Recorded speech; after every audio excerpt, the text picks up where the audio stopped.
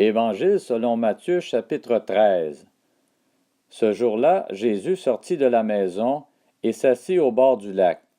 La foule se rassembla autour de lui, si nombreuse qu'il monta dans une barque où il s'assit. Toute la foule se tenait sur le rivage. Il leur parla en parabole sur beaucoup de choses. Il dit, « Un semeur sortit pour semer. Comme il semait, une partie de la semence tomba le long du chemin. Les oiseaux vinrent et la mangèrent. Une autre partie tomba dans un sol pierreux, où elle n'avait pas beaucoup de terre. Elle leva aussitôt parce qu'elle ne trouva pas un terrain profond. Mais quand le soleil parut, elle fut brûlée et sécha, faute de racines. Une autre partie tomba parmi les ronces. Les ronces poussèrent et l'étouffèrent. Une autre partie tomba dans la bonne terre. Elle donna du fruit avec un rapport de 100, 60 ou 30 pour un. Que celui qui a des oreilles pour entendre, entende. Les disciples s'approchèrent et lui dirent, « Pourquoi leur parles-tu en parabole? » Jésus leur répondit, « Parce qu'il vous a été donné à vous de connaître les mystères du royaume des cieux, mais qu'à eux cela n'a pas été donné. En effet, on donnera à celui qui a, et il sera dans l'abondance, mais à celui qui n'a pas, on enlèvera même ce qu'il a. C'est pourquoi je leur parle en parabole, parce qu'en voyant, ils ne voient pas, et qu'en entendant, ils n'entendent pas et ne comprennent pas. Pour eux s'accomplit cette prophétie d'Ésaïe. Vous aurez beau entendre, vous ne comprendrez pas. Vous aurez beau regarder, vous ne verrez pas. En effet, le cœur de ce peuple est devenu insensible.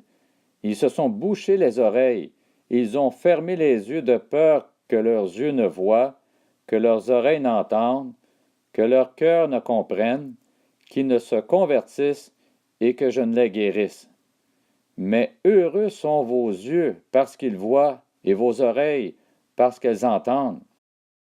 Je vous le dis en vérité, beaucoup de prophètes et de justes ont désiré voir ce que vous voyez, ne l'ont pas vu, entendre ce que vous entendez et ne l'ont pas entendu. Vous donc, écoutez ce que signifie la parabole du semeur. Lorsqu'un homme entend la parole du royaume et ne la comprend pas, le mauvais vient et enlève ce qui a été semé dans son cœur.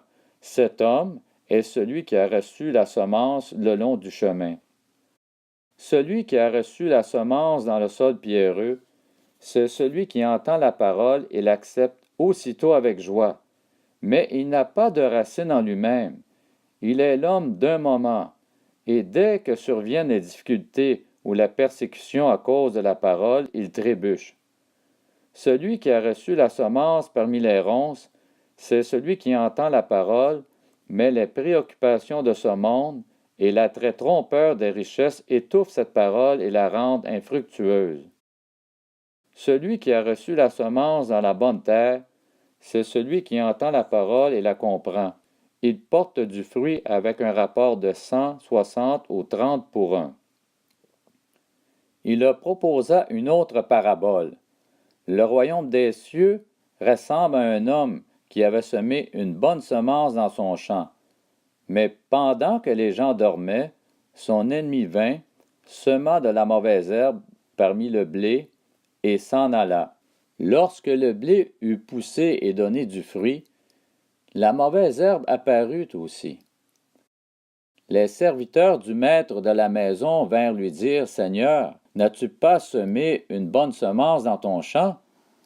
Comment se fait-il donc qu'il y ait de la mauvaise herbe? » Il leur répondit, « C'est un ennemi qui a fait cela. » Les serviteurs lui dirent, « Veux-tu que nous allions l'arracher? » Non, dit-il, de peur qu'en arrachant la mauvaise herbe, vous ne déraciniez en même temps le blé.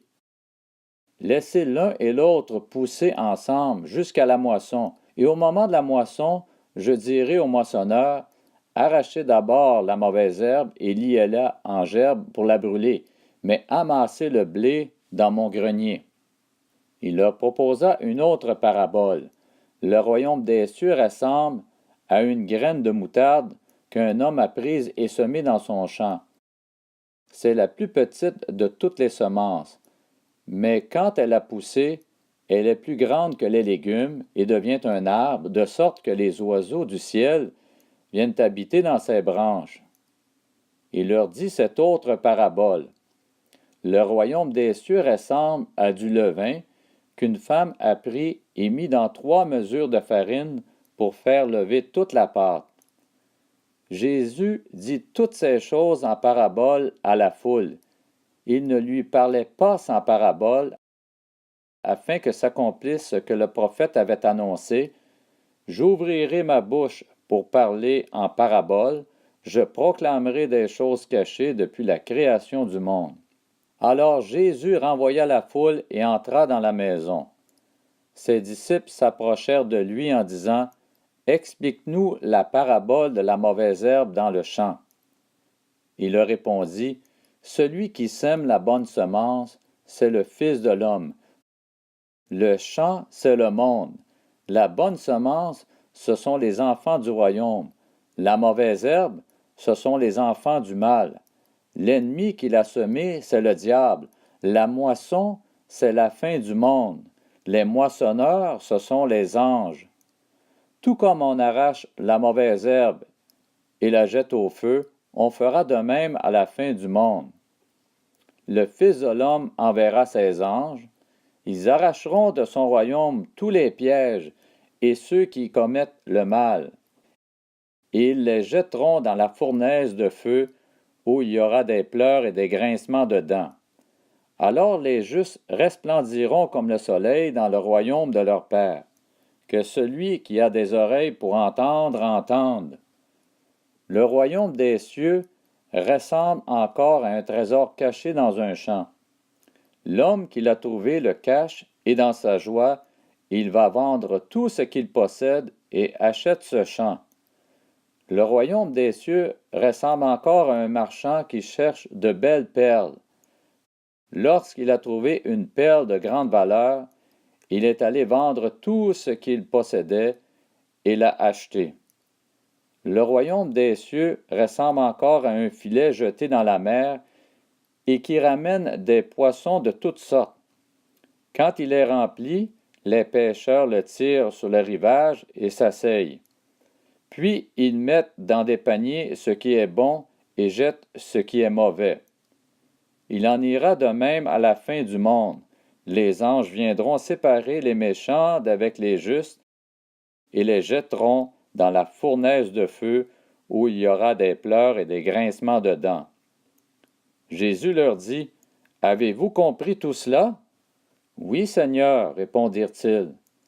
Il leur dit, « C'est pourquoi tout spécialiste de la loi instruit de ce qui concerne le royaume des cieux ressemble à un maître de maison qui tire de son trésor des choses nouvelles et des choses anciennes. » Lorsque Jésus eut fini de dire ces paraboles, il partit de là.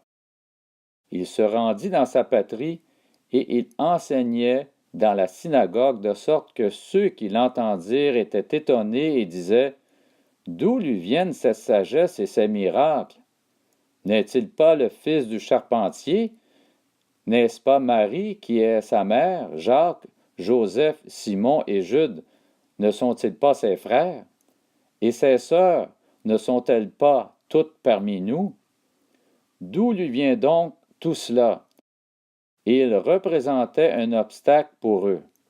Mais Jésus leur dit, « Un prophète n'est méprisé que dans sa patrie et dans sa famille. » Il ne fit pas beaucoup de miracles à cet endroit à cause de leur incrédulité.